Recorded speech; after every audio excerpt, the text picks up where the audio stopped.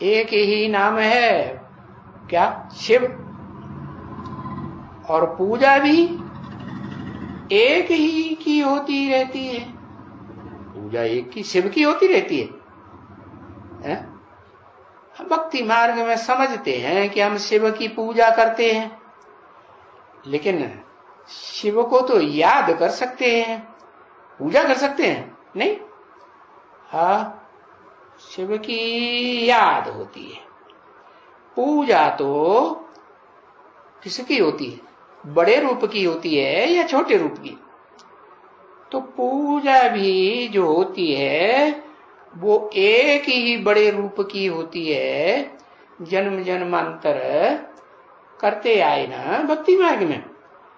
तो वो एक जो है जिसकी पूजा होती है, तो जिस मूर्ति में पूजा करते हैं, लिंग मूर्ति में या मूर्तिमान शंकर में पूजा करते हैं, तो वो एक की ही पूजा होती है ना, क्योंकि साकार बन गया तो पूजा बनने योग्य हुआ या नहीं हुआ है। लेकिन वो कहते हैं मैं तो पूजा लेता ही नहीं। जब लेता ही नहीं हूं तो होती किसकी रहती है? जो वो भोग लगाएंगे, स्नान कराएंगे, भोग लगाते हैं, थाली आली जमाते हैं कि नहीं? हाँ जमाते हैं। तो फिर किसकी करते हैं?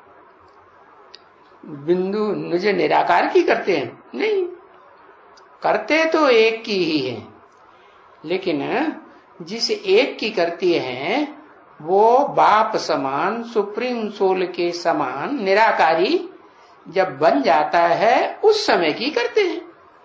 बाद में जब ये सृष्टि में जन्म जन्मांतर भोग भोगते भोगते आत्माएं नीचे गिरती हैं, तो उनकी पूजा करते हैं क्या? उनकी करते हैं? उनकी नहीं करती। तो देखो, भगवान भी उनको कहा जाता है, उनको है। उनको माने क्यों कहा? बहुवचन में क्यों कह दिया है? क्योंकि दो आत्माएं हुई ना, कंबाइंड हुई ना, हाँ, इसलिए कहा उनको ही कहा जाता है। क्योंकि वो भगवान तो ऊंचे ते ऊंचा होता है ना, कहते ही है ऊंचे ते ऊंचा भगवंत।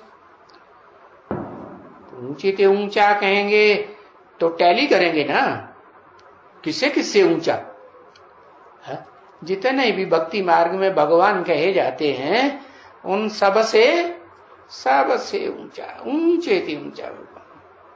कहते हैं कृष्ण भगवान, कहते हैं राम भगवान, कोई कहते हैं शंकर भगवान, हनुमान गणेश भगवान।